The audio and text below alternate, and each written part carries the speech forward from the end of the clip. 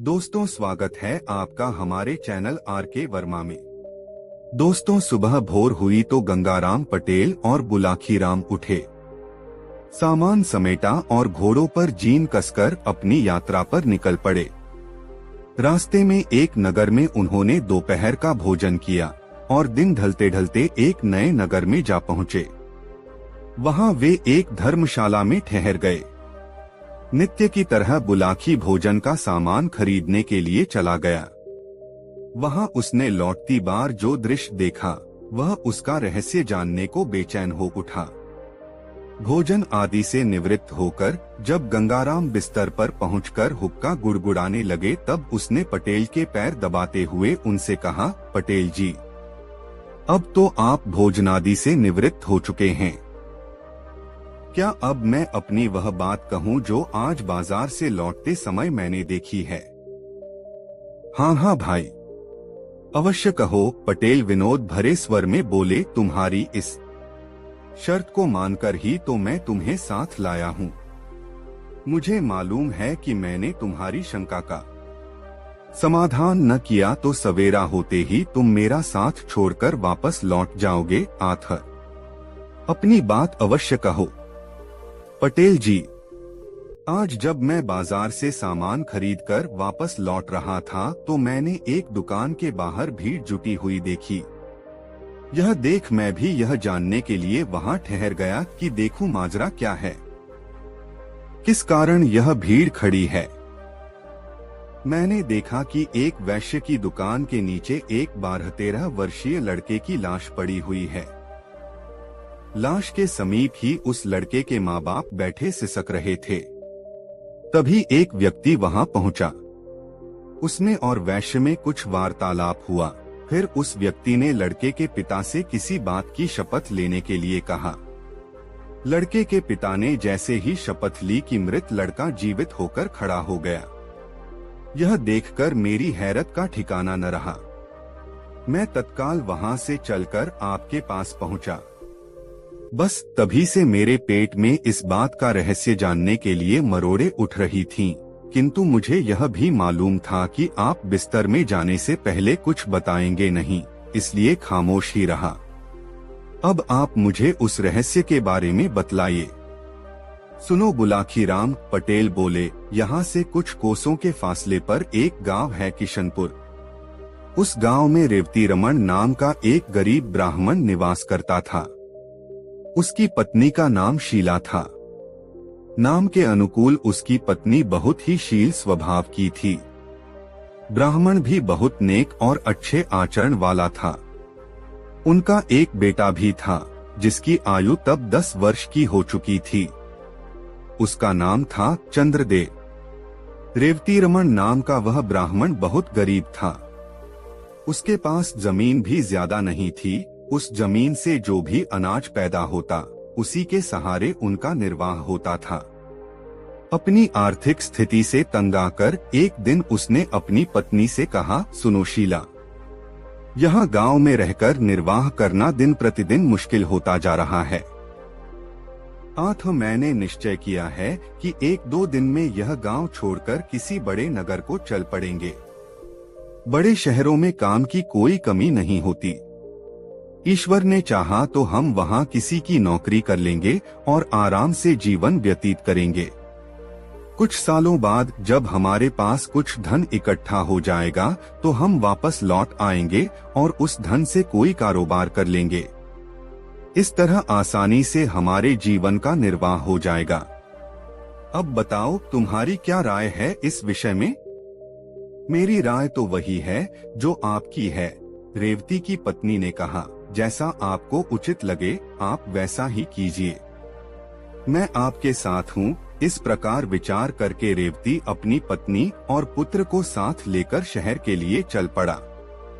शहर में पहुंचकर रेवती रमन ने एक वैश्य के यहाँ नौकरी कर ली। उसकी पत्नी ने भी एक महाजन के यहाँ खाना बनाने की नौकरी कर ली। इस तरह से उनका निर्वाह ठीक ढंग से होने लगा। रेवती रमन मेहनती आदमी था। 1 साल बाद उसका काम देखकर वैश्य ने उसकी तनख्वाह बढ़ा दी। इस तरह से वह अपने परिवार का भरण पोषण करने के पश्चात कुछ धन भविष्य के लिए बचाने लगा। 3 साल के बाद उन दोनों की कमाई से 5,000 रुपए इकट्ठे हो गए। तब दोनों ने अपनी अपनी नौकरी छोड़ दी और अपने गांव लौट पड़े। शाम के समय वे इसी नगर में पहुंचे। उन्होंने रात्रि विश्राम के लिए किसी उपयुक्त जगह की जानकारी चाही। सामने उसी वैश्य की दुकान थी जिसे तुम देखकर आए हो। आर्थर रेवतीरमण उसी के पास पहुंचा और बोला, सेठ जी, मैं यहाँ परदेशी हूँ। मेरे साथ मेरा परिवार भी है। मैं रात्रि विश्राम के लिए किसी उपयुक्त जगह की तलाश में हूँ। क्या आप मुझे कोई ऐसा स्थान बता सकते हैं जहाँ हम सुरक्षित रह सकें? कोई जोखिम की चीज तो नहीं है तुम्हारे पास? मेरा मतलब है रुपया पैसा। वह तो है सेठ जी, इसीलिए तो मैं किसी सुरक्षित जगह पर रात को ठहरना चाहता हूँ। देखो भाई, सेठ बोला, तुम्हारे रात्रि विश्राम के लिए तो मैं तुम्हें जगह दे सकता हूँ, लेकिन तुम्हारे पास मौजूद रुपयों की जिम्मेदारी नहीं ले सकता। यह शहर चोर लुटेरों के लिए बहुत बदनाम है। कोई चोर लुटेरा रात में आकर तुमसे तुम्हारा धन छीन ले गया तो मेरी बहुत बदनामी होगी। तुम एक काम करो, तुम्हारे पास जितना धन है वह मेरे पास जमा कर दो। सवेरे जब तुम जाने लगो तो अपना धन सहेज लेना। ठीक है सेठ जी, आप इस शहर में सम्मानित नागरिक हैं। हमें आप पर पूरा यकीन है कि आप अमानत में खयानत नहीं करेंगे। मेरे पास 5,000 रुपए हैं, उन्हें आप अपने पास जमा कर लीजिए। सुबह जाने से पहले मैं आपसे अपना रुपया वापस ले लूंगा। ऐसा कहकर रेवतीरमण ने अपना पैसा उस वैश्य के पास जमा करवा दिया। वह रात रेवतीरमण और उसके परिवार ने सेठ की दुकान के बाहर लगे फट्टों पर सोकर काट ली। प्रातः जब सेठ ने दुकान खोली तो रेवतीरमण ने उससे अपना पैसा वापस मांगा। इस पर सेठ की त्योरियां चढ़ गईं। उसने तेज आवाज में पूछा, कैसा पैसा? तुमने मुझे कोई पैसा नहीं दिया था। इस पर दोनों में तकरार होने लगी। पड़ोसी और राहगीर इकट्ठे हो गए। सेठ के पड़ोसियों ने तब उनका विवाद खत्म करने के लिए रेवतीरमण से कहा, देखो भाई, तुम कहते हो कल रात तुमने इनके पास 5,000 रुपए जमा कराए थे, जबकि ये सेठ इस बात से साफ इनकार कर रहा है। अब कौन सच्चा है और कौन झूठा, इसका फैसला तो शपथ लेकर ही किया जा सकता है। क्या तुम अपने इकलौते बेटे की कसम खाकर यह बात कह सकते हो कि तुमने रात इस सेठ के पास 5,000 रुपए जमा कराए थे? बिल्कुल कह सकता हूँ, रेवतीरमण बोला। जो बात सच है उसके लिए मैं कैसी भी शपथ लेने को तैयार हूँ। क्यों सेठ, क्या तुम्हें भी यह बात मंजूर है? बिल्कुल मंजूर है, सेठ बोला। न्यायकर्ताओं ने तब रेवतीरमण से उसके बेटे के सिर पर हाथ रखकर यह कसम खाने के लिए कहा कि यदि उसकी शपथ झूठी है तो तत्काल उसके बेटे की मृत्यु हो जाए। बुलाकी पटेल ने आगे कहा, किस्मत का खेल देखो। जैसे ही रेवतीरमण ने अपने बेटे चंद्रदेव के सिर पर हाथ रखकर यह शपथ ली कि तत्काल उसके बेटे की मौत हो गई। झूठा होते हुए भी उस सेठ के चेहरे पर विजय के भाव झलक उठे। रेवती और उसकी पत्नी सन्न रह गए। वहां उपस्थित भीड़ और न्यायकर्ताओं ने रेवती को बहुत लानत मलामतें दी क्योंकि वह झूठा साबित हो गया था। रेवती की हालत ऐसी हो गई जैसे भरे बाजार में उसे किसी ने नंगा कर दिया हो। पति पत्नी दोनों ही सिसक रहे थे और भीड़ उनका मजाक उड़ा रही थी, उन पर फप्तियां कस रही थी। तभी उस भीड़ में से निकलकर एक आदमी रेवतीरमण के पास पहुंचा। उसने उससे कहा, देखो दोस्त, असली माजरा क्या है, तुम मुझे सच्ची बात बताओ। क्या वाकई तुमने इस सेठ को 5,000 रुपए जमा करने के लिए दिए थे? रेवतीरमण बोला, यह बात मैं कई बार दोहरा चुका हूँ, लेकिन किसी को यकीन ही नहीं हो रहा, उल्टा सभी लोग मुझे ही बेईमान करार दे रहे हैं। तब एक बार तुम मेरे सामने अपने लड़के की शपथ लेकर यह बात दोबारा कहो कि मेरी बात बिल्कुल सही है। मैंने सेठ के पास अपने 5,000 रुपए जमा कराए थे। यदि तुम्हारी बात सत्य निकली तो तुम्हारा मृत बेटा अभी जीवित होकर उठ खड़ा होगा। फिर उस आदमी ने सेठ से कहा, क्यों सेठ, तुम्हें मंजूर है यह बात? बिल्कुल मंजूर है। भला मुझे क्या एतराज हो सकता है, लेकिन यह आदमी झूठा है। इसका झूठ साबित भी हो चुका है। बेटे की शपथ लेने के बाद इसने झूठ बोला, इसलिए तो इसके बेटे की मौत हो गई है। बेशक वह व्यक्ति बोला, पर अगर इस बार शपथ लेने के बाद इसका बेटा जीवित हो जाए, उस सूरत में तुम्हें इसे 5 नहीं 10,000 रुपए वापस करने होंगे। बोलो मंजूर है? कहा तो है, मुझे इसका चैलेंज मंजूर है, सेठ ने कह दिया। उस व्यक्ति के कहने पर रेवती रमन ने अपने मृत बेटे की शपथ लेकर अपनी बात दोहरा दी। शपथ लेते ही एक चमत्कार हो गया। रेवती रमन का मृत बेटा जीवित होकर उठ बैठा। सारी भीड़ यह देखकर आश्चर्यचकित रह गई। तब सेठ को वादे के अनुसार रेवती रमन को 5 की जगह 10,000 रुपए लौटाने पड़े। इतनी कहानी सुनाकर गंगाराम पटेल ने आगे कहा, बुलाखी, औरों की तरह तुझे भी इस बात पर जरूर आश्चर्य हो रहा होगा कि आखिर वह व्यक्ति था कौन, जिसने न सिर्फ रेवती रमन के बेटे चंद्रदेव को जीवित किया, अपितु जिसने सेठ से उसे 2 गुना धन वापस दिलवाया। तो सुन, मानव के वेश में वह व्यक्ति साक्षात कलियुग था, जो अपने कलिकाल का प्रभाव लोगों को दिखाना चाहता था। यह कलियुग है बुलाखी। इस काल में कैसी भी अनहोनी घटना घट जाए, उस पर आश्चर्य नहीं होना चाहिए। आज तू जिस दृश्य को देखकर आया था, वह वही दृश्य था। उम्मीद है अब तेरी जिज्ञासा शांत हो गई होगी। आथा, अब मुझे भी सोने दे और खुद भी सो रहा है। कल प्रातः फिर से काशी यात्रा के लिए चलना है। कहकर पटेल ने आंखें मूंद लीं और निद्रारानी की गोद में समा गए। करवट बदलकर बुलाखी नाई भी सो गया। दोस्तों, यह कहानी आपको कैसी लगी कमेंट में जरूर बताएं। दोस्तों, भोर हुई तो गंगाराम पटेल और बुलाखी राम नाई जागे। सारा सामान इकट्ठा कर घोड़ों की पीठ पर लादा और चल पड़े अपने गांव की ओर। गांव में जैसे ही खबर मिली कि काशी यात्रा पर गए गंगाराम पटेल और बुलाखी राम नाई वापस लौट आए हैं, तो सारा गांव उन्हें देखने के लिए उमड़ पड़ा। सबने उनकी कुशलता और काशी यात्रा के दौरान जो जो उन्होंने देखा था, वह सब बताने का आग्रह किया। दोनों ने संक्षिप्त रूप में उन्हें बताया कि यात्रा बेहद सफल रही। यात्रा के दौरान हुए अनुभवों की बात तो वह उन्हें रात को आराम से बैठकर चौपाल में सुनाएंगे। तत्पश्चात दोनों अपने अपने घर गए। बुलाखी अपने साथ बच्चों के लिए काफी चीजें लाया था। वह सब चीजें उसने बच्चों में बांट दी। गंगा का प्रसाद और गंगाजल उसने अपनी पत्नी के हवाले कर दिया। फिर स्नान ध्यान करने चला गया। उधर अपने घर पहुंचकर पटेल जी अपनी दिनचर्या में लग गए।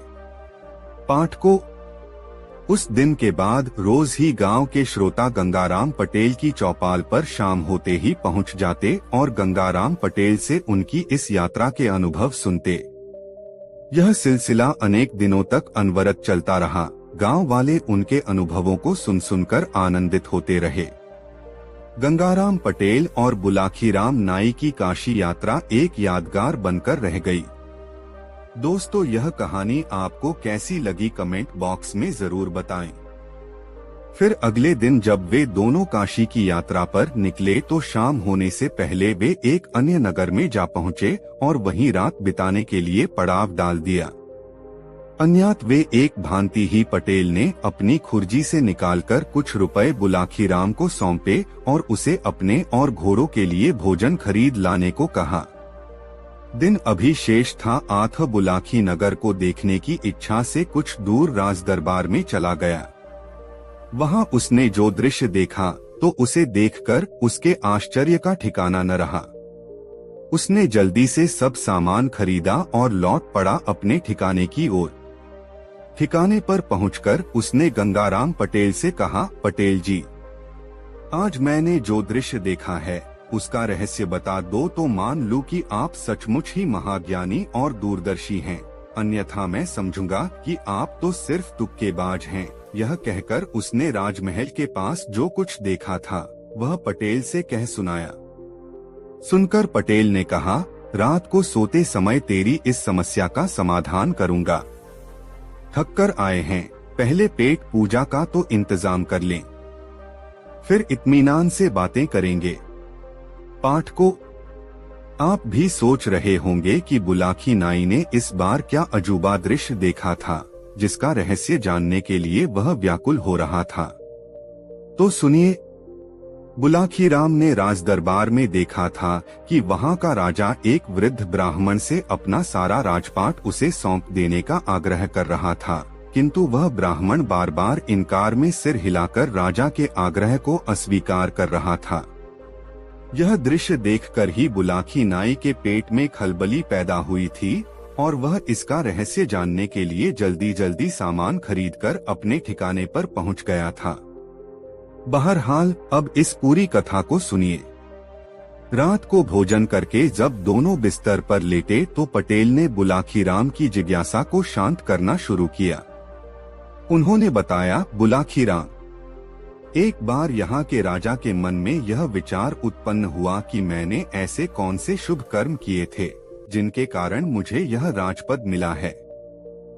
उन्हीं कारणों को जानने के लिए उसने एक दिन राज्य भर से विद्वानों को अपने दरबार में बुलवाया और उनसे कहा, हे विद्वान पुरुषों, मैंने आप लोगों को यहाँ बुलाकर इसलिए कष्ट दिया है ताकि मैं अपनी एक समस्या का निराकरण आप लोगों से करा सकूं।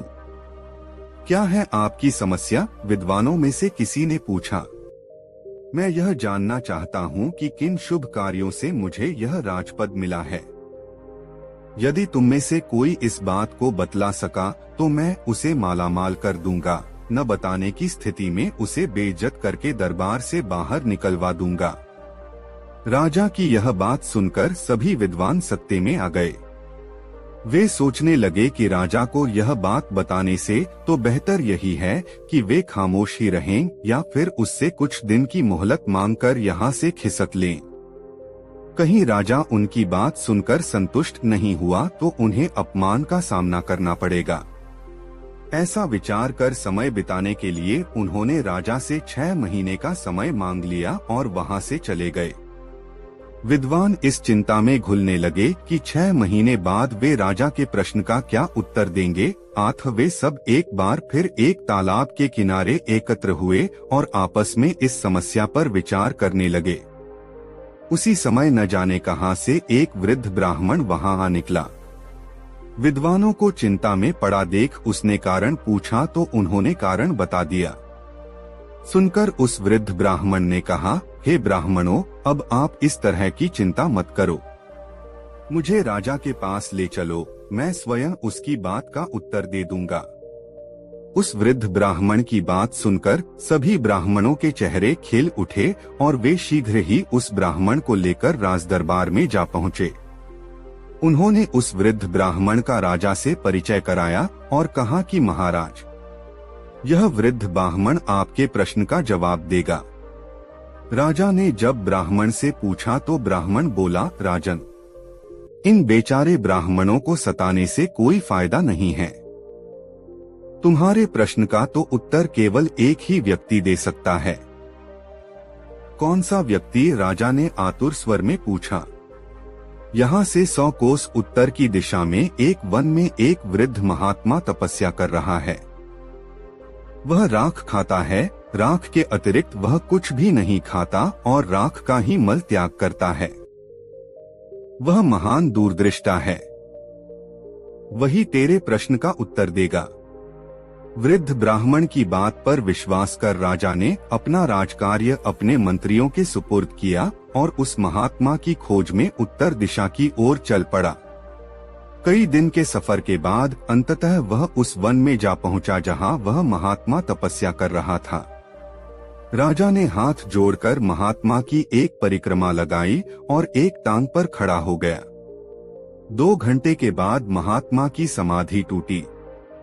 उसने राजा को एक टांग पर खड़े देखा तो पूछा, तुम कौन हो भाई, और इस निर्जन वन में मेरी समाधि के निकट एक टांग पर क्यों खड़े हो? राजा ने जब अपने वहां आने का कारण बताया तो महात्मा ने कहा, राजा, मैं भी तेरे प्रश्न का उत्तर देने में समर्थ नहीं हूँ, लेकिन यहाँ से 50 कोस दूर उत्तर दिशा में एक वन में एक महात्मा तपस्या कर रहा है। वह सिर्फ आग खाकर जीवित रहता है।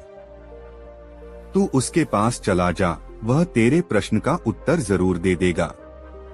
राजा को अपने प्रश्न का उत्तर अवश्य ही चाहिए था।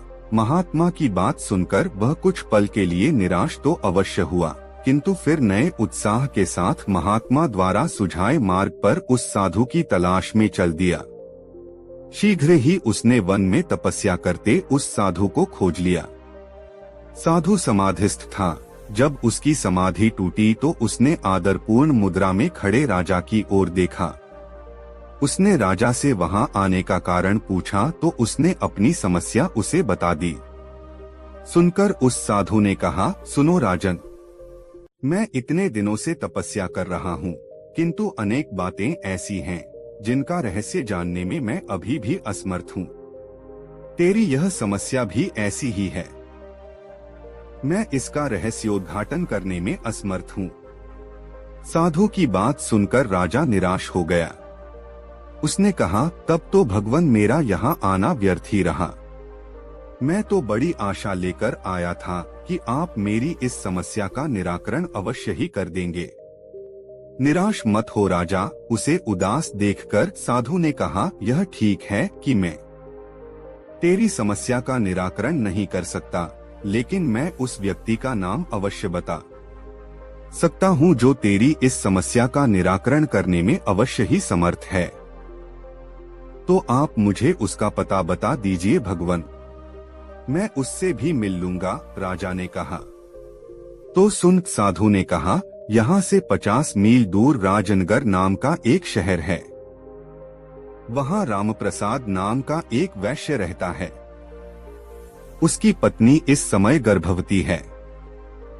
अब से 2 दिन बाद उसे एक पुत्र पैदा होगा जो कुछ ही घंटे जीवित रहकर मर जाएगा।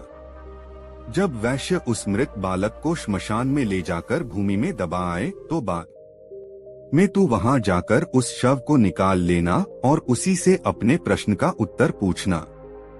तेरे प्रश्न का उत्तर मिल जाएगा। साधु की बात सुनकर राजा राजनगर के लिए चल पड़ा। निश्चित समय से पूर्व ही वह राजनगर पहुंच गया और वैश्य का घर तलाश करके उसके घर के समीप ही एक चबूतरे पर बैठ गया। कुछ ही देर में वैश्य अपने घर से बाहर निकला।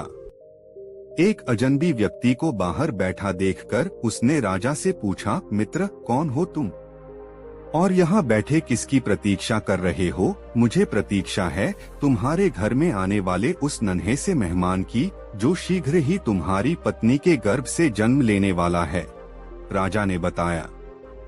आश्चर्य है, वैश्य उसकी बात सुनकर बोला, भला तुम्हें कैसे मालूम हुआ कि मेरी पत्नी गर्भवती है?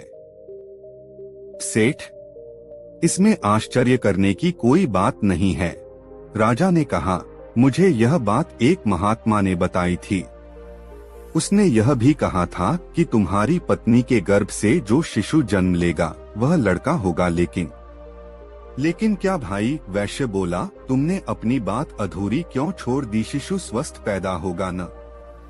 हाँ भाई, खूब स्वस्थ पैदा होगा, लेकिन सिर्फ कुछ ही घंटे वह जीवित रह पाएगा, बाद में उसकी मृत्यु हो जाएगी। अरे भाई, शुभ शुभ बोलो, वैश्य भयभीत स्वर में बोला। इस अधेड़ आयु में तो मेरे यहाँ पुत्र रत्न पैदा होगा, और अगर वह पैदा होने के बाद मर गया तो यह मेरे लिए बहुत आघात की बात होगी।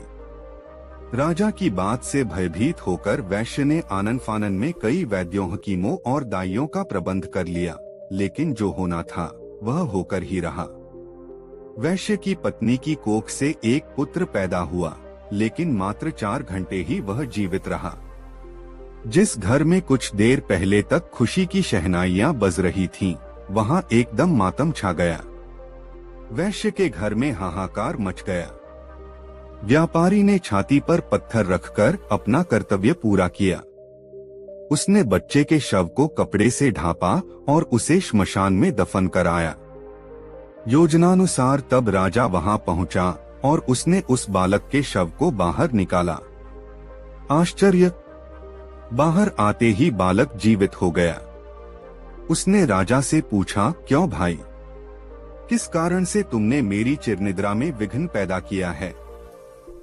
राजा ने जब उससे अपनी समस्या का वर्णन किया तो उस बालक ने कहा, राजा, जिस कारण से या जिस कर्म से तुझे यह राजपद मिला है वह एक लंबी कहानी है। सुन, इस जन्म से पहले तू पूर्व जन्म में मेरा भाई था। तुम्हारा भाई सुनकर आश्चर्य से राजा की आंखें फैल गईं। हाँ राजा, पूर्व जन्म में हम 4 भाई थे। तब हम आश्रम में रहकर विद्याध्ययन किया करते थे और एक साथ नगर में भिक्षा मांगने जाया करते थे। जो कुछ भी भिक्षा हमें प्राप्त होती थी, हम मिलजुल कर उसे बांटकर खा लिया करते थे। यह नियम काफी अरसे तक नियमित रूप से चलता रहा, किंतु एक दिन हम लोगों से एक भारी चूक हो गई। कैसी चूक? राजा ने उत्सुकता से पूछा। बोल मत राजा, बालक ने कहा, बस तू मेरी पास वक्त बहुत थोड़ा सा ही बचा है, बात सुनता जा, क्योंकि मेरे राजा चुप हो गया। बालक ने फिर से कहना शुरू किया, राजा, एक दिन रोज की तरह जब हम भिक्षा मांगने के लिए निकले, लेकिन कहीं से भी हम लोगों को भिक्षा नहीं मिली। परिणाम यह निकला कि उस दिले लेकिन को भूखे ही सोना पड़ा। दूसरे दिन भी ऐसा ही हुआ और तीसरा दिन भी हमेरा भूखे रहकर ही गुजारा। किसी भी गृहस्थ ने हमें भिक्षा नहीं दी, उल्टे हमें यह लोगों ने दुत्कार दिया कि इतने हट्टे कट्टे होकर भी भिक्षा मांगते हुए तुम्हें शर्म आने कहकर जाकर किसी का मेहनत मजदूरी का कार्य करो। उस गृहस्थ की बात सुनकर हर्य दिए। शर्म आई। लज्जा के मारे हम उस दिन से भिक्षा मांगने गए ही नहीं। लेकिन तुझे बद स्वीकार न था। तूने कहा कि एक ब्रह्मचारी को लज्जा कैसी? लज्जा को त्यागने के लिए ही तो आश्रम में गुरुजी हमें भिक्षा लाने को कहते हैं, ताकि आगे चलकर ब्रह्मचारी निराकार भाव से परमार्थ के कार्य कर सकें। उनके लिए सब मानव एक जैसे बने, न कोई छोटा हो न बड़ा। मानव एक समान की भावना उनके अंदर पैदा हो जाए। बहरहाल उस दिन तू अकेला ही भिक्षा मांगने निकला और इतनी भिक्षा मांग लाया जिससे 4 रोटियां तैयार हो गईं। हम चारों ने एक एक रोटी बांट ली और खाने की तैयारी करने लगे। तभी एक वृद्ध ब्राह्मण वहां पहुंचा। उसने अपने भोजन में से कुछ भोजन उसे देने की प्रार्थना की। सुनकर मेरे बड़े भाई ने कहा, अरे ब्राह्मण देवता, तुम कहां से आ टपके? हम तो 3 दिन से पहले ही भूखे हैं। मुश्किल से आज एक रोटी खाने को मिली है, उसे भी तुम्हें दे दूंगा तो खाऊंगा क्या राख? इतना कहकर उसने वह रोटी खा ली। अब ब्राह्मण ने दूसरे भाई से थोड़ा सा भोजन देने का आग्रह किया। उसने यह कहकर रोटी देने से इनकार कर दिया कि तुझे रोटी दे दूंगा तो खाऊंगा क्या आग? फिर उस ब्राह्मण ने मुझसे आग्रह किया तो मैंने भी टकासा जवाब दे दिया कि यदि रोटी तुझे दे दूंगा तो मेरा क्या होगा? मैं मरूंगा या जीऊंगा? ब्राह्मण ने तब हम तीनों से निराश होकर तेरी तरफ देखा। तूने बिना किसी हिचकिचाहट के अपनी रोटी उस ब्राह्मण को दे दी, साथ ही यह कहते हुए क्षमा मांगी कि ब्राह्मण देवता, आज तो मैं आपको सिर्फ इतना ही भोजन दे सकता हूँ। आप फिर किसी दिन हमारे यहाँ पधारिए, तब मैं आपका संपूर्ण रूप से आतिथ्य सत्कार करूँगा। सोहे राजा, तब से हम सब अपने पूर्व जन्म में किए हुए उस कर्म का फल भोग रहे हैं। उस दिन वह ब्राह्मण तो एवंस्तु कहकर चला गया और हम तीनों पर मुसीबतों का पहाड़ टूट पड़ा। यह कहकर बालक ने कुछ क्षण के लिए विराम लिया, फिर आगे बोला, राजा, जिस वृद्ध ब्राह्मण ने तुझे पहले साधु के पास जाकर उससे अपने प्रश्न का उत्तर खोजने के लिए कहा था, दरअसल वह वही ब्राह्मण है जो भोजन मांगने के लिए हमारे पास आया था, और वह पहला साधु जो सिर्फ राख खाता है और राख का ही मल त्यागता है, उस काल का हमारा बड़ा भाई है। उसने ब्राह्मण से यह कहा था कि तुम्हें रोटी दे दूंगा तो खाऊंगा क्या राख। आठ ब्राह्मण के शाप से तब से ही वह राख खाकर ही जीवित है। पहले साधु ने तुम्हें दूसरे साधु के पास जाने का परामर्श दिया। वह दूसरा साधु दरअसल हमारा दूसरा भाई है जो सिर्फ आग खाकर ही जीवित रहता है। उसने ब्राह्मण के रोटी मांगने पर यह कहा था कि तुझे रोटी दे दूंगा तो खाऊंगा क्या आग। सो अब ब्राह्मण का शाप उस पर भी फलीभूत हो रहा है। अब मेरे विषय में भी सुन ले। मैंने ब्राह्मण को रोटी न देकर यह कहा था कि यदि मैं तुझे यह रोटी दे दूंगा तो मेरा क्या होगा, मैं जीऊंगा या मरूंगा। बस तभी से मैं जीता और मरता आ रहा हूँ। मैं नित्य किसी न किसी के यहाँ जन्म लेता हूँ और कुछ घंटे, कुछ दिवस अथवा कुछ महीने जीवित रहकर मर जाता हूँ, और तब से यह घटनाक्रम नियमित रूप से चल रहा है। बालक ने आगे बताया, अब राजा तू अपने विषय में भी सुन। तूने अपने हिस्से की रोटी उस ब्राह्मण को दी और स्वयं भूखा रह गया। तूने अपने आतिथ्य धर्म का पूरी तरह से परिपालन किया। अतः उन्हीं शुभ कर्मों के कारण इस जन्म में तुझे राजा बनने का अवसर मिला है। अतएव तेरे लिए अच्छा यही होगा कि तू अपनी प्रजा की, गरीब असहाय लोगों की और जरूरतमंद लोगों की भरपूर मदद करे, परोपकारी कार्य करे, ताकि तेरा आगामी जीवन सुखमय बन सके। इतना कहकर बालक एकदम चुप हो गया। उसकी आंखें बंद हो गईं, वाणी मूक हो गई और उसकी गर्दन एक ओर को दुलक गई। राजा समझ गया कि सिर्फ इतनी देर के लिए ही यह जीवित हुआ था। अतः उसने बड़ी सावधानी के साथ उस बालक के शव को फिर से भूमि में दबा दिया और घोड़े पर सवार होकर अपने राजमहल में लौट आया। इतनी कथा सुनाकर गंगाराम पटेल ने बुलाखी नाई से कहा, सोहे बुलाखी राम, आज तुम राज दरबार में जिस दृश्य को देखकर आए थे वह इसी कथा से संबंध रखता है। वह वृद्ध ब्राह्मण वही है जिसे राजा ने अपने पूर्व काल में एक रोटी खाने के लिए दी थी और फिर किसी और अवसर पर आने के लिए कहा था ताकि वह उसका समुचित आतिथ्य सत्कार कर सके। राजा उससे अपना राजपाट देने का आग्रह कर रहा था, किंतु ब्राह्मण बार बार राजपाट लेने से इनकार कर रहा था। उम्मीद है अब तुम्हारी जिज्ञासा शांत हो गई होगी। अतः अब तुम भी सो और मुझे भी सोने दो। सुबह फिर से सफर पर निकलना है। यह कहकर गंगाराम ने चादर ओढ़ ली और करवट बदलकर सो गए। बुलाखी राम भी करवट लेकर सो गया। दोस्तों, बुलाखी राम और गंगाराम पटेल की यह मजेदार कहानी आपको कैसी लगी कमेंट बॉक्स में जरूर बताएं। दोस्तों, सुबह भोर हुई तो गंगाराम पटेल और बुलाखी राम उठे, शौचादि से फारिग हुए, सामान समेटा और घोड़ों पर जीन कसकर अपनी यात्रा पर निकल पड़े। रास्ते में एक नगर में उन्होंने दोपहर का भोजन किया और दिन ढलते ढलते एक नए नगर में जा पहुँचे। वहाँ वे एक धर्मशाला में ठहर गए। नित्य की तरह बुलाखी भोजन का सामान खरीदने के लिए चला गया। वहाँ उसने लौटती बार जो दृश्य देखा वह उसका रहस्य जानने को बेचैन हो उठा। भोजन आदि से निवृत्त होकर जब गंगाराम बिस्तर पर पहुंचकर हुक्का गुड़गुड़ाने लगे तब उसने पटेल के पैर दबाते हुए उनसे कहा, पटेल जी, अब तो आप भोजनादि से निवृत्त हो चुके हैं। क्या अब मैं अपनी वह बात कहूँ जो आज बाजार से लौटते समय मैंने देखी है? हाँ हाँ भाई, अवश्य कहो, पटेल विनोद भरे स्वर में बोले। तुम्हारी इस शर्त को मानकर ही तो मैं तुम्हें साथ लाया हूँ। मुझे मालूम है कि मैंने तुम्हारी शंका का समाधान न किया तो सवेरा होते ही तुम मेरा साथ छोड़कर वापस लौट जाओगे। आथर, अपनी बात अवश्य कहो। पटेल जी, आज जब मैं बाजार से सामान खरीदकर वापस लौट रहा था तो मैंने एक दुकान के बाहर भीड़ जुटी हुई देखी। यह देख मैं भी यह जानने के लिए वहां ठहर गया कि देखूं माजरा क्या है, किस कारण यह भीड़ खड़ी है। मैंने देखा कि एक वैश्य की दुकान के नीचे एक 12-13 वर्षीय लड़के की लाश पड़ी हुई है।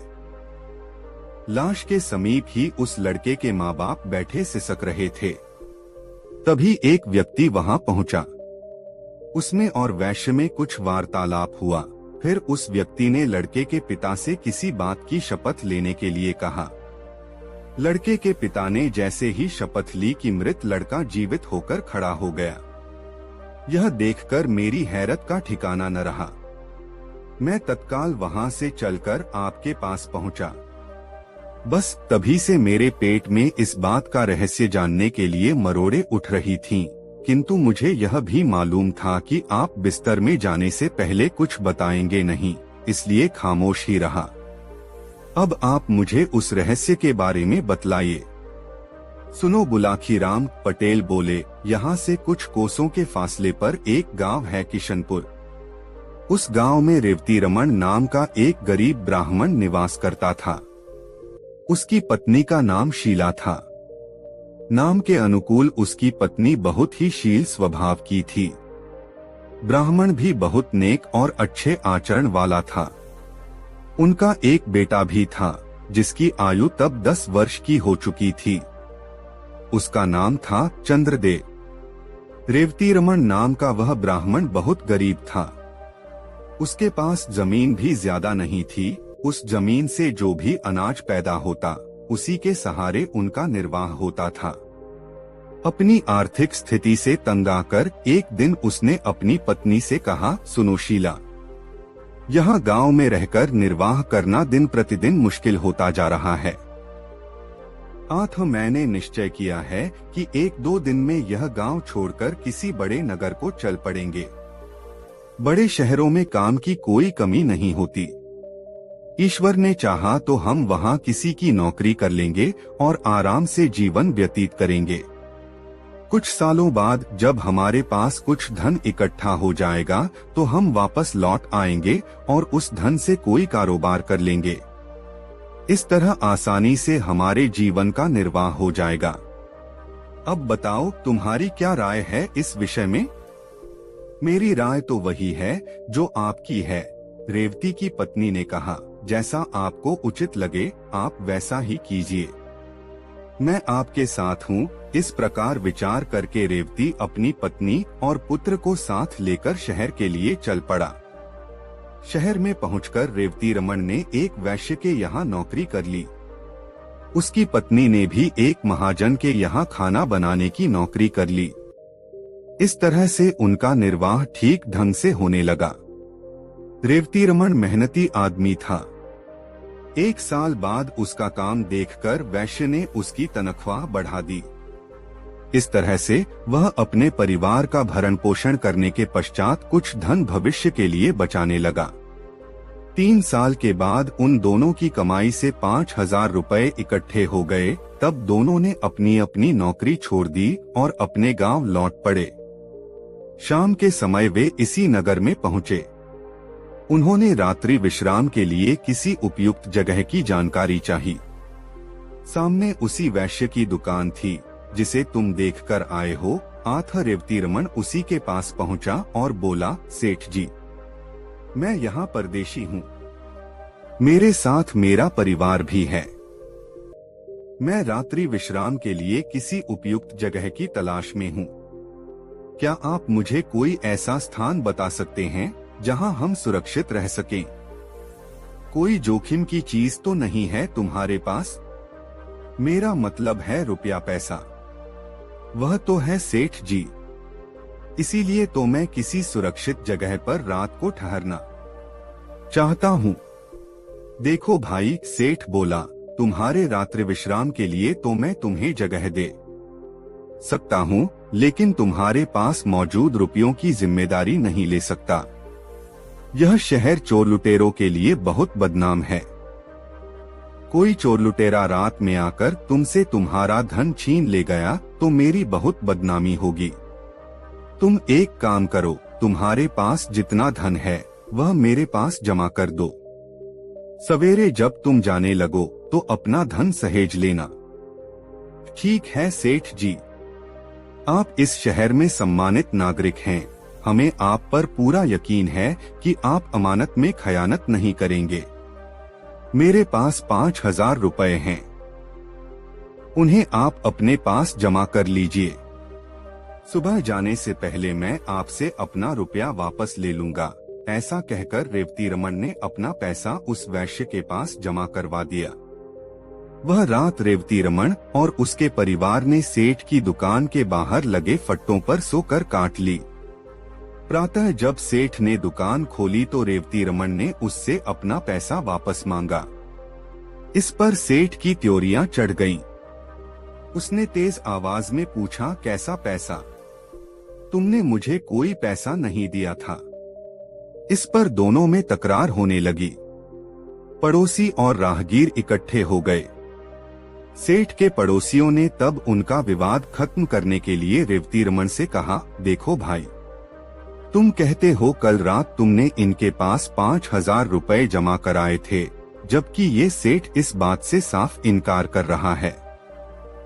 अब कौन सच्चा है और कौन झूठा, इसका फैसला तो शपथ लेकर ही किया जा सकता है।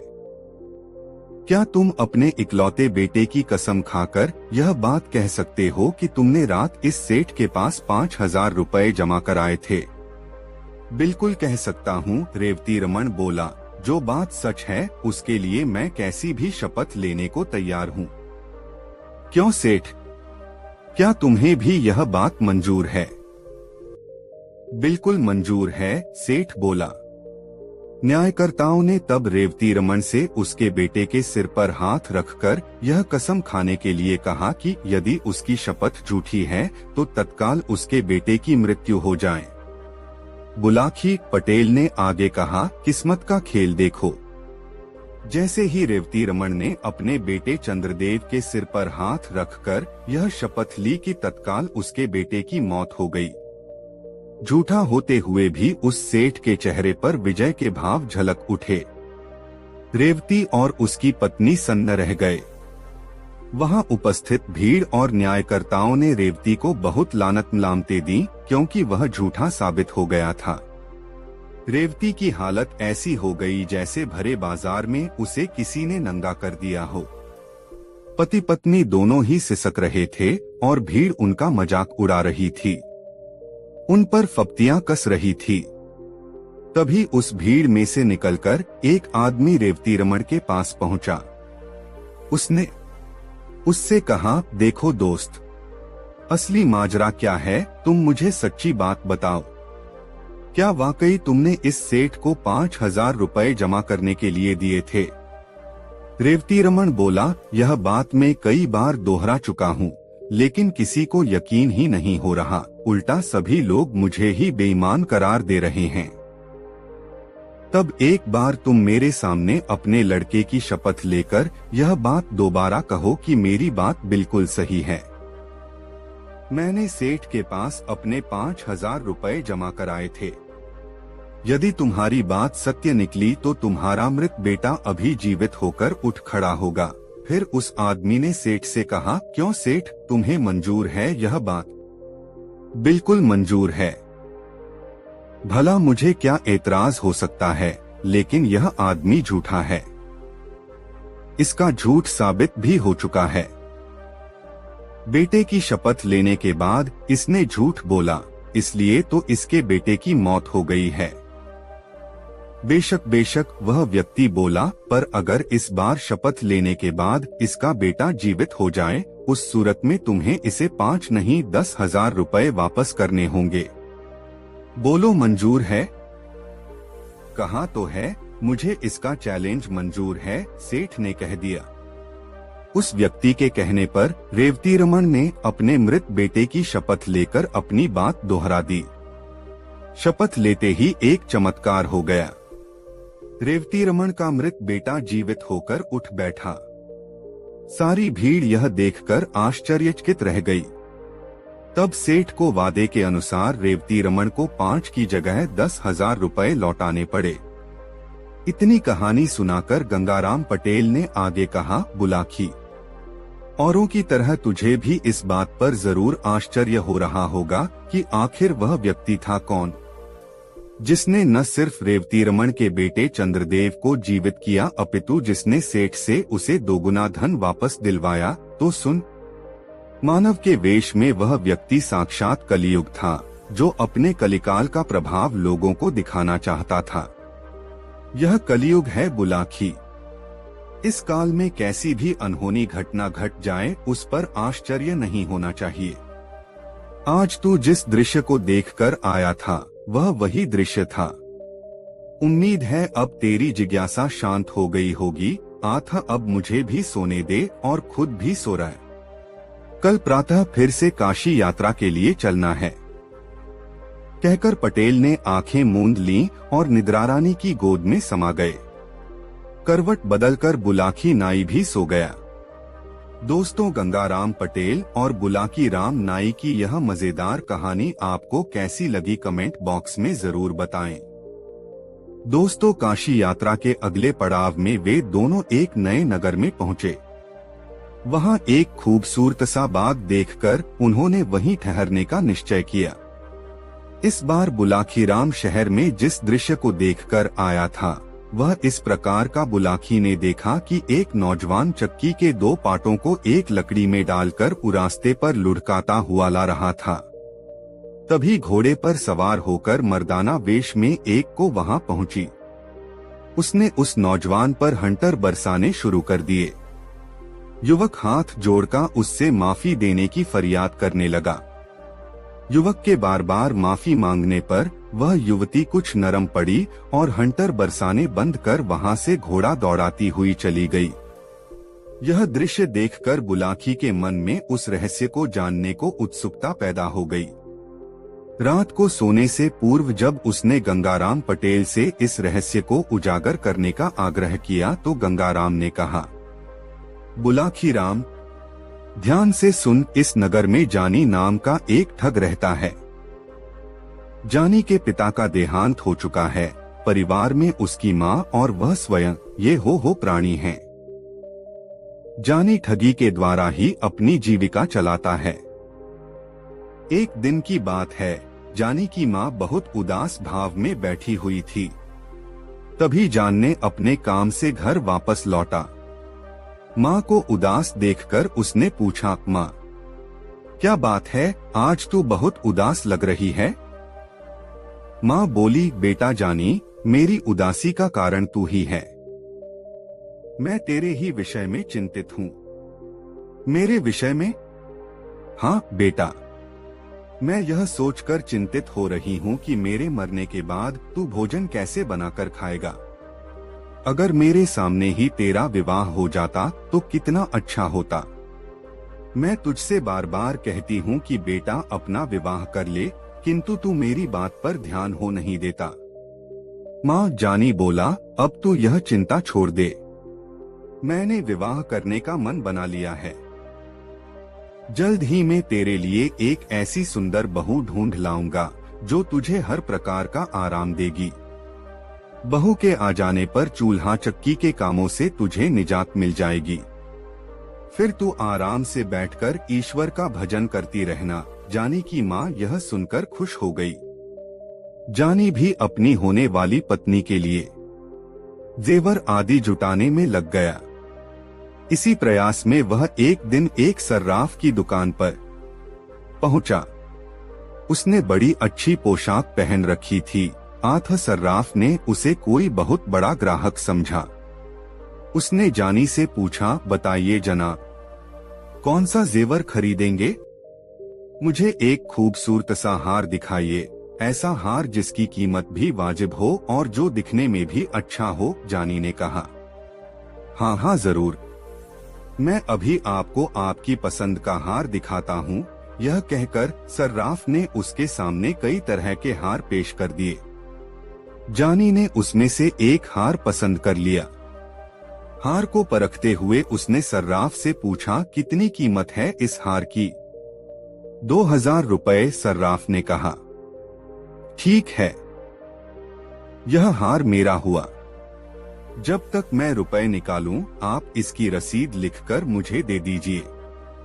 दुकानदार जब रसीद बुक लेने अंदर चला गया, तभी योजनानुसार जानी की मां ग्राहक बनकर वहां पहुंची और शोकेसों में सजे जेवरों को देखने लगी। इससे पूर्व की सर्राफ लौटता, जानी ने बड़ी फुर्ती के साथ वह हार अपनी मां की तरफ उछाल दिया, जिसने फौरन ही वह हार अपने ब्लाउज के गले में खोस लिया। जब तक सर्राफ रसीद लेकर लौटा, वह हार लेकर वहां से रफूचक्कर हो गई। जानी ने रसीद लेकर जेब में रख डोली और 2000 रुपए गिनकर सर्राफ को दे दिए, लेकिन उसने वहां से उठने का कोई प्रयास नहीं किया। उसकी निगाह शोकेसों में लटके दूसरे जेवरातों पर घूमती रही। उसे उत्सुक देखकर सर्राफ ने उससे पूछा, कोई और जेवर चाहिए जनाब? हाँ, मुझे उस जैसा ही कोई दूसरा हार दिखा दीजिए, जानी बोला। दुकानदार ने तत्परता से उसे दूसरा हार लाकर दे दिया। जानी ने हार जेब में डाला और बाहर जाने लगा। यह देखकर दुकानदार ने कहा, श्रीमान, इस हार की कीमत तो चुका दीजिए। कीमत तो मैं आपको पहले ही दे चुका हूँ। अब क्या एक चीज की कीमत दो बार लोगे? जानी दुकानदार पर बिगड़ उठा। दोनों में वाद विवाद होने लगा। नौबत हाथापाई तक पहुंच गई। दुकान के बाहर भीड़ इकट्ठी हो गई।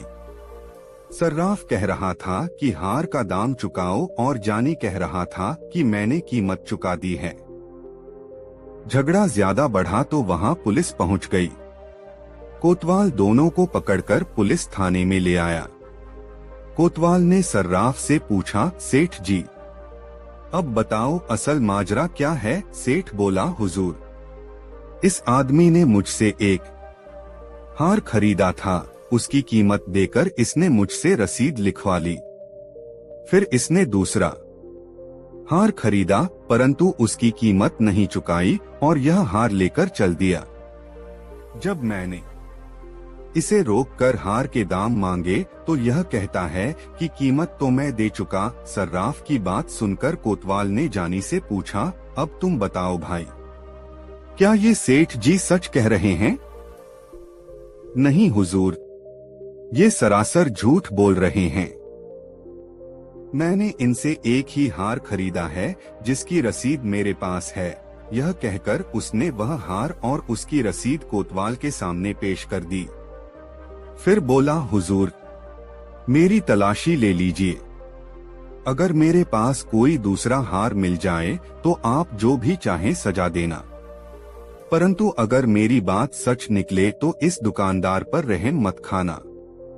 यह दुकानदार तो ग्राहकों को दिन दहाड़े लूटता है। कोतवाल ने जानी की जामा तलाशी ली, लेकिन उसके पास से कोई और हार न मिला। यह देखकर सर्राफ का चेहरा पीला पड़ गया। उसने धीमी आवाज में कहा, हुजूर, इसने वह हार किसी दूसरे आदमी को दे दिया होगा। देखिए हुजूर, अब यह आदमी मुझ पर दूसरा इल्जाम लगा रहा है। मैं इस शहर में परदेशी आदमी हूँ। यहाँ मेरा न तो कोई रिश्तेदार है और न कोई जानने वाला। मैं तो यहाँ अपनी पत्नी के लिए कुछ जेवर खरीदने आया था। मुझे क्या पता था कि इस शहर में आकर मेरी ऐसी फजीहत होगी। यदि मैं यह बात जानता होता तो कभी इधर का रुख ही न करता। जानी ने एक अच्छा खासा लेक्चर दे डाला। जानी के इस लेक्चर का कोतवाल पर अच्छा प्रभाव पड़ा। उसने जानी को निर्दोष जानकर उसे जाने की अनुमति दे दी और दुकानदार को डांट फटकार कर वहां से भगा दिया। बेचारा दुकानदार लूट पिट कर वहां से चला आया। घर लौटकर जानी ने वह हार भी अपनी मां को सौंप दिया और अगले दिन किसी दूसरे व्यक्ति को ठगने की योजना बनाने लगा। बुलाखी राम। अगले दिन जानी फिर ठगी करने के लिए निकला। उसने एक हलवाई की दुकान से 2 सेर जलेबियां खरीदी और उन्हें लेकर नगर के बाहर एक रास्ते पर बैठ गया। वहां उसने उन जलेबियों में कांटे से छेद कर दिए और एक बबूल के पेड़ पर चढ़कर वह जलेबियां पेड़ के कांटों में टांग दी। कुछ जलेबियां अपने पास भी रख लीं। कुछ ही देर बाद उसे एक आदमी घोड़े पर बैठा आता दिखाई दिया। उसके घोड़े पर काफी सामान लदा हुआ था और वह घोड़ा भी बहुत अच्छी नस्ल का था। जानी ने उस व्यक्ति को ही अपने शिकार के रूप में चुन लिया। वह व्यक्ति करीब आया तो जानी ने उससे कहा, आओ मित्र, घोड़े से उतरकर नीचे आओ, देखो मेरे पास कैसी बढ़िया चीज है। वह व्यक्ति घोड़े से नीचे उतर आया। जानी ने कुछ जलेबियां उसकी ओर बढ़ाते हुए कहा, लो यह फल खाओ, इनका स्वाद बहुत ही उत्तम है। अजनबी व्यक्ति जब जलेबी लेने से झिझकने लगा तो जानी ने एक जलेबी अपने मुंह में डाल ली। बोला, झिझको नहीं मेरे भाई, निःसंकोच होकर खाओ, खाने में बेहद मजेदार हैं ये फल। फल? तुम इन्हें फल कह रहे हो, यह तो जलेबियां हैं। अजनबी बोला। तुम्हें धोखा हो रहा है मित्र। जानी बोला, यह फल ही हैं। समीप के एक वृक्ष से मैंने अभी अभी इन्हें तोड़ा है। विश्वास न हो तो मेरे साथ चलकर देख लो। अजनबी उसकी बातों में आ गया। उसने एक जलेबी मुंह में डाल ली। अब जलेबी तो मीठी होती ही है। अजनबी को वह बहुत स्वादिष्ट लगी। वह बोला, यह तो सचमुच बहुत मीठी है, पर मुझे यह विश्वास नहीं हो रहा कि सचमुच ही तुमने इन्हें किसी वृक्ष से तोड़ा है। ओफो मित्र, तुम तो बहुत शक्की जान पड़ते हो। आओ मेरे साथ, मैं तुम्हें वह पेड़ दिखाता हूँ, उस पर अभी भी इस जैसे बहुत से फल हैं। यह कहकर वह उस अजनबी को बबूल के पेड़ के पास ले गया और उस पर अपने द्वारा लटकाई हुई जलेबियों को दिखाते हुए बोला, लो देख लो अपनी आंखों से, वे लटके हैं फल। अजनबी लालच में आ गया। उसने घोड़े की रास जानी को पकड़ाई और यह कहकर कि तुम इस घोड़े को पकड़ो, कुछ फल मैं भी तोड़ लूं। बबूल के उस पेड़ पर चढ़ गया। बस फिर क्या था, जानी उछलकर घोड़े की पीठ पर जा बैठा। घोड़ा मोड़ा और 2-3 हंटर उसकी पीठ पर जमा दिए। घोड़ा तूफानी रफ्तार से भाग छूटा। अजनबी यह दृश्य देखकर बौखला उठा। वह तेजी से नीचे उतरा और पकड़ो दौड़ो की आवाजें लगाता उसके पीछे भागा, किंतु घोड़े और मनुष्य का क्या मुकाबला। जानी शीघ्र ही उसकी निगाहों से ओझल हो गया। लुटापिटा मुसाफिर आवाजें लगाता ही रह गया। बुलाखी। जानी जब घोड़े को सरपट दौड़ाता हुआ ले जा रहा था, तभी रास्ते में उसे एक बुढ़िया दिखाई दी जो अपनी जवान बेटी के साथ शहर की ओर जा रही थी। यह देखकर जानी का शैतानी दिमाग फिर सक्रिय हो उठा। उसने अपना घोड़ा उस बुढ़िया के पास ले जाकर रोका और उससे पूछा, बुढ़िया माई, कहीं दूर से आ रही हो क्या? हाँ बेटा, हम 5 कोस दूर से पैदल ही चलकर आ रही हैं। शहर में एक रिश्तेदार के यहाँ जाना है, बुढ़िया बोली। तब तो जरूर थक गई होगी। आओ मेरे पीछे घोड़े पर बैठ जाओ, मैं तुम्हें वहां तक छोड़ दूंगा, जानी ने कहा। नहीं बेटा, बुढ़िया बोली, मैं तो नहीं थकी, क्योंकि मुझे तो पैदल चलने का अभ्यास है। हाँ, यह मेरी बेटी जरूर थक गई है, कभी इतनी दूर पैदल नहीं चली है न, इसलिए तुम मेरी जगह इसे कुछ देर के लिए अपने पीछे बिठा लो। जानी ने तब उसकी जवान बेटी को अपने पीछे घोड़े पर बिठा लिया। बुढ़िया ने कहा, बेटा तुम सचमुच एक रहमदिल आदमी हो, वरना आज के जमाने में कौन किसी की मदद करता है। अच्छा जरा अपना नाम तो बता दो। मेरा नाम है जमवाई राजा, ऐसा कहकर जानी ने घोड़े को एड़ लगा दी। घोड़ा तेजी से आगे की ओर भाग छूटा। यह देखकर बुढ़िया चिल्लाने लगी, ओ जमवाई राजा रुको, मेरी बेटी को कहाँ भगाए ले जा रहे हो? अरे कोई मेरी मदद करो, जमवाई राजा मेरी बेटी को भगाए ले जा रहा है। उसकी पुकार सुनकर लोग हंसने लगे। एक व्यक्ति कहने लगा, अरे बुढ़िया माई, तेरी बेटी को तेरा जमवाई ले जा रहा है तो इसमें बुरी बात क्या है? पत्नी तो अपने पति के ही साथ जाएगी न, फिर तू इतना क्यों चिल्ला रही है? बेचारी बुढ़िया हाथ मलकर रह गई। जानी ठग उसे भी चूना लगा गया। बहरहाल जानी उस युवती को लेकर अपने घर पहुंचा। लड़की चिल्लाने लगी तो जानी ने उसके मुंह पर कपड़ा बांध दिया। उसके हाथ पांव भी बांध दिए ताकि वह भाग न सके। फिर वह अपनी माँ से बोला, माँ, तू मुझसे विवाह करने को कह रही थी न? देख यह बहू लाया हूँ तेरे लिए। यह सुनकर बुढ़िया खुश हो गई। उसने लड़की की बलैया ली और जानी से कहा, बेटा, बहू तो अच्छी है परंतु तुमने हाथ पांव और मुंह क्यों बांध दिए हैं? अरे खोल दे इसके हाथ पांव को, यह तो मेरी बड़ी प्यारी बहू है, यह कोई गड़बड़ थोड़े ही करेगी। फिर उसने उस युवती के सिर पर हाथ फिराते हुए उससे पूछा, क्यों बहू, चीखेगी, चिल्लाएगी तो नहीं? युवती भी हालात को समझ गई थी, अतः उसने गर्दन हिलाकर सहमति व्यक्त कर दी।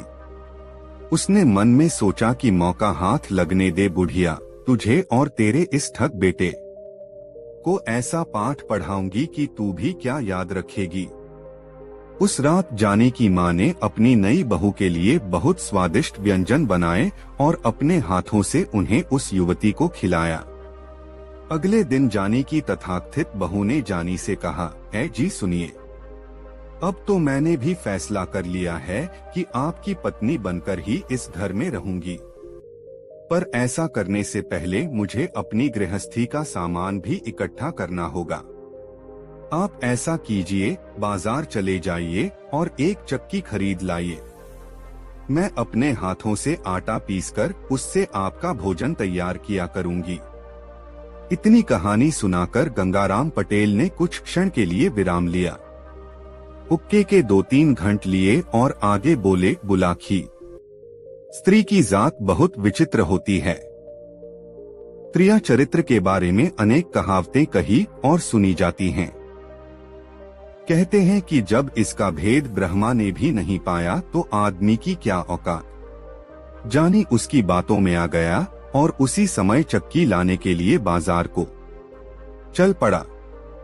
जब उस युवती को यह विश्वास हो गया कि अब जानी काफी दूर चला गया है तो उसने उठकर अंदर का कुंडा बंद कर लिया। टहलती हुई वह जानी के मां के करीब आई और किसी चीते की तरह तेजी से उस पर झपट पड़ी। उसने उसे काबू में किया और उसके हाथ पांव और मुंह पर कपड़ा बांधकर उसे एक कोने में पटक दिया। अब उसने पूरे घर को खंगालना शुरू किया। घर की सभी मूल्यवान चीजें जैसे जेवर, रुपए, पैसे आदि खोज खोज कर एक बड़े से थैले में भर लिए। अपना जनाना लिबास उतारा और जानी के कीमती मर्दाना कपड़े पहन लिए। फिर उसने थैला उठाया और उसे घोड़े की पीठ पर रख लिया। वह घोड़े पर बैठी और उस पर सवार होकर बाहर चली गई। जानी की माँ उसे जाते हुए देखकर टुकुर टुकुर ताकती रह गई। चोर के ऊपर मोर पड़ गया था। युवती मर्दाने वेश में घोड़े पर सवार होकर बाजार में पहुंची। शीघ्र ही उसे जानी दिखाई दे गया, जो चक्की के दोनों पाटों को एक लकड़ी के डंडे में फंसाकर उसे घसीटता हुआ ला रहा था। युवती उसके पास पहुंचकर रुकी और कड़क कर कहा, अरे हरामखोर, यह क्या कर रहा है? इस चक्की के पाटों को सड़क पर घसीटकर राजकीय सड़क को खराब कर रहा है। ऐसा कहकर उसने 3-4 हंटर जानी की पीठ पर जमा दिए। हंटर की मार खाकर जानी कराह उठा और बार बार हाथ जोड़कर उससे माफी मांगने लगा। उसने युवती को बिल्कुल भी नहीं पहचाना था। मर्दाने वेश में वह उसे कोई बहुत बड़ा सरकारी अफसर ही समझ रहा था। युवती को शायद उस पर दया आ गई थी। आथ उसने हंटर समेटा और घोड़ा दौड़ाती हुई एक दिशा में चली गई। अपनी कहानी को पूर्ण विराम देते हुए गंगाराम पटेल बोले, बुलाखी, आज शाम सड़क पर जो नजारा तू देखकर आया था वह यही नजारा था। पिटने वाला था, जानी ठग और पीटने वाली थी वह युवती जिसे वह अपनी पत्नी बनाने के लिए अपने घर लाया था। अब रात भी बहुत हो गई और तेरे प्रश्न का उत्तर भी तुझे मिल गया है। आथ अब आराम से सो, मेरी आंखों में भी नींद गहराने लगी है और फिर सुबह आगे की यात्रा भी तो करनी है। यह कहकर उन्होंने पैर फैला लिए। बुलाखी भी सोने का प्रयास करने लगा। दोस्तों, यह कहानी आपको कैसी लगी कमेंट में जरूर बताएं और वीडियो को एक लाइक जरूर करें। अगले दिन सुबह उठकर वे दोनों अपनी यात्रा पर निकल गए और दिन भर की यात्रा पूरी करके एक नए नगर में प्रवेश किया। गंगाराम पटेल ने बुलाखी नाई को कुछ पैसे देकर सामान लाने बाजार भेज दिया। बुलाखी सामान लेने जा रहा था, उसने देखा एक आदमी हक्का बक्का सा चिल्ला रहा, अरे मेरी मोहरे कहाँ गई? और फिर मर्तबान को उल्टा पलटा हाथ डालकर देखा मगर कोई मोहर न निकली। वो लुटा पिटा सा स्तब्ध खड़ा रह गया। उसकी जिंदगी भर की कमाई थी ऐसा कहने लगा। वह अपना सिरे पीट पीट कर रोने लगा। बोलने लगा, मुझे यकीन हो गया कि साहूकार ने मेरे साथ धोखेबाजों की है। और वो तुरंत साहूकार के पास जाकर उससे मर्तबान में रखी सोने की मोहरों के बारे में पूछा और थोड़ी ही देर में वहां भीड़ इकट्ठा हो गई। बुलाखी वहां से आश्चर्यचकित हो चल दिया। रात को भोजन पश्चात पटेल जी को सारा हाल सुनाया और बोला, पटेल जी, बाद में उस गरीब के साथ क्या हुआ और वो कौन सी सोने की मोहरे की बात कर रहा था? पटेल जी बोले, बुलाखी, बगदाद में अली ख्वाजा नाम का एक व्यापारी रहता था। उसकी एक छोटी सी दुकान थी। इस दुकान से जो कमाई होती अली उसी से अपना गुजारा करता था। वह बड़ा धार्मिक प्रवृत्ति और संतोषी किस्म का व्यक्ति था। अली की एक इच्छा थी कि जीवन में एक बार वह हज यात्रा करे। एक रात अली ने सपना देखा। सपने में एक फकीर ने उससे कहा, अली, तू बहुत धन कमा चुका, अब मक्का शरीफ जाकर हज कर आ। अली ने इसे अल्लाह का हुक्म समझा और दूसरे दिन ही हज यात्रा पर जाने का निर्णय कर अपनी दुकान का सारा माल बेच दिया। यात्रा आदि का खर्च निकाल लेने के बाद अली के पास सोने की 1000 मोहरें बची। हज यात्रा में इतनी मोहरें साथ ले जाना खतरे से खाली नहीं था। उसने सोचा कि क्या करूं, यदि इन मोहरों को घर में रखकर जाता हूं तो चोरी हो जाने का डर है। आखिरकार उसे एक उपाय सूझा। उसने सोने की सारी मोहरें पीतल के एक मर्तबान में भर दी। फिर उसके ऊपर अखरोट भरकर मर्तबान का ढक्कन अच्छी तरह बंद कर दिया। अली के घर के पास ही उसका एक मित्र रहता था जो साहूकारी का धंधा करता था। उसकी ईमानदारी के भी काफी चर्चे थे। अली ने अपना मर्तबान उसके पास ही रख जाना मुनासिब समझा। वह अखरोट का मर्तबान लेकर साहूकार मित्र के घर जा पहुंचा। उसने कहा, दोस्त, मैं हज यात्रा पर मक्का शरीफ जा रहा हूं। वहां से लौटने में मुझे कुछ वक्त तो लगेगा ही। मेरे पास अखरोट से भरा एक मर्तबान है। इसे मैं तुम्हारे पास छोड़कर जा रहा हूँ। इसे संभाल कर रखना। जब मैं वापस आऊंगा तब इसे ले जाऊंगा। अरे भाई अली, इसे अपना ही घर समझो और यह लो चाबी। साहूकार ने अली को अपने गोदाम की चाबी देते हुए कहा, तुम खुद ही गोदाम में जाकर अपने हाथों जहाँ चाहो वहाँ अपना मर्तबान रख आओ और निश्चिंत होकर हज यात्रा पर जाओ। अल्लाह ताला से हमारे लिए भी दुआ करना। यह सुनकर अली बेहद खुश हुआ। उसने साहूकार से चाबी ली और मर्तबान स्वयं अपने हाथों गोदाम में रखाया। फिर वह बाजार गया और एक ऊंट किराए पर लेकर हज करने निकल पड़ा। इस प्रकार अली को गए 7 वर्ष बीत गए। इस बीच वह मक्का, मदीना, मिस्र, दमिश्क, यरूशलेम आदि विभिन्न तीर्थों की यात्रा करता रहा और अब तो वह वापस अपने मुल्क की ओर आ रहा था। उधर एक दिन साहूकार को अचानक कुछ अखरोटों को जरूरत पड़ गई। रात का समय था।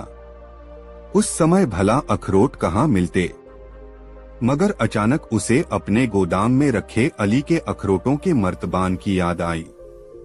उसने सोचा क्यों न उसी मर्तबान में से कुछ अखरोट ले लिए जाएं।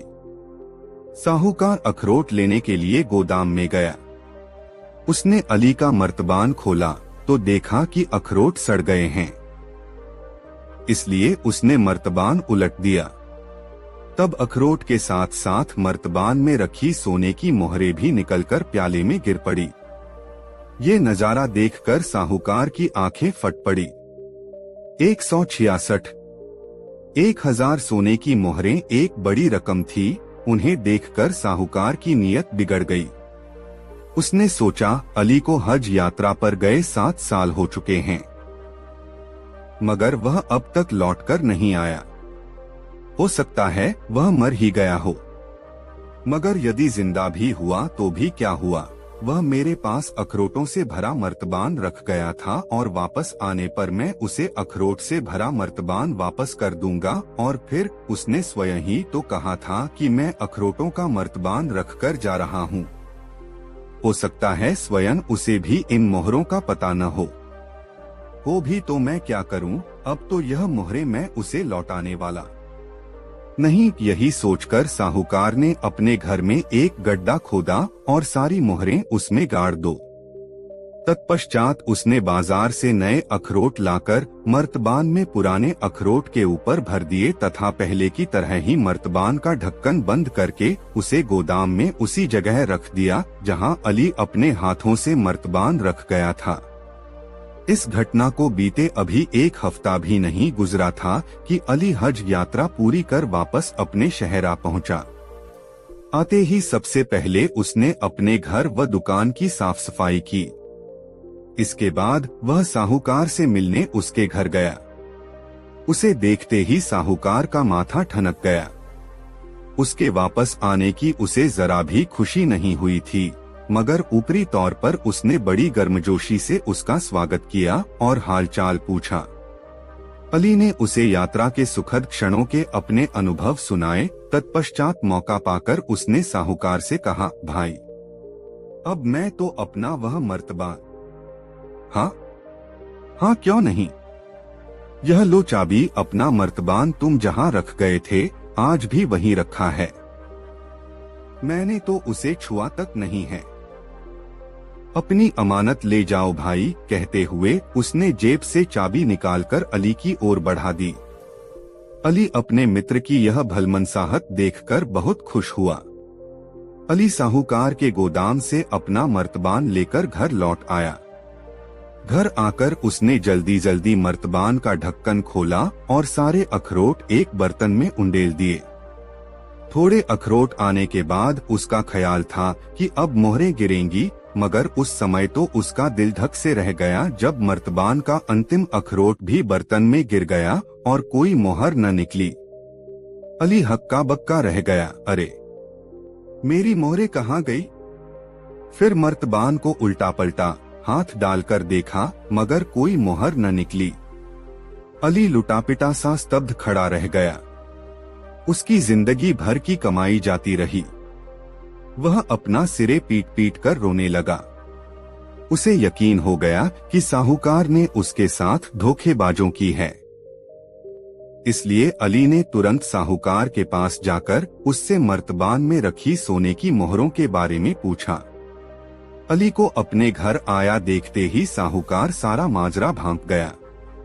लेकिन उसे मालूम था कि ऐसा ही होगा। वह पहले से ही तैयार बैठा था और उसने पूरी भूमिका बना ली थी कि अब अली के साथ कैसा बर्ताव करना है। उसके मुंह से सोने की मोहरों की बात सुनकर साहूकार उस पर बरस पड़ा। उसने क्रोध से भरकर कहा, तुम्हें शर्म आनी चाहिए कि मैंने 7 साल तक तुम्हारा मर्तबान संभाल कर रखा और तुम मुझ पर बेईमानी का आरोप लगा रहे हो। तुम मेरे पास अखरोट का मर्तबान रख कर गए थे, अब कह रहे हो कि उसमें सोने की मोहरें थीं। एकाएक अखरोट सोने की मोहरें कैसे बन गए?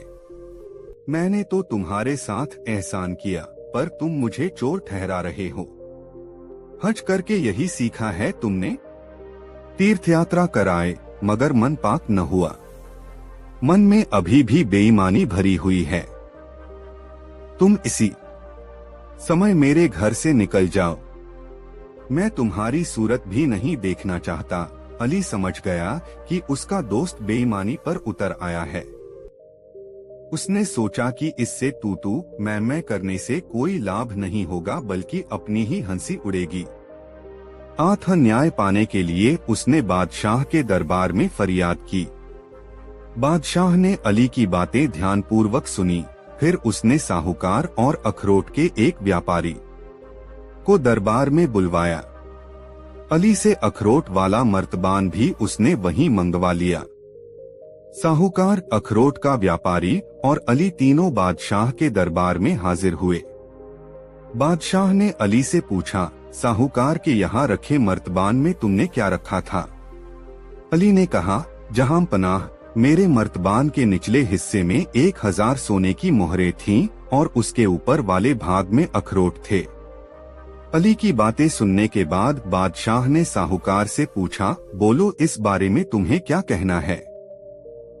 जहां पनाह, साहूकार ने कहा, अली ने खुद अपने हाथों से मेरे गोदाम में अपना मर्तबान रखा था और वापस लौटने पर वह खुद ही इसे ले गया था। मैंने तो अली के मर्तबान को कभी छुआ तक नहीं। उसमें सोने की मोहरें थीं या नहीं, इस बारे में मुझे कुछ भी नहीं मालूम।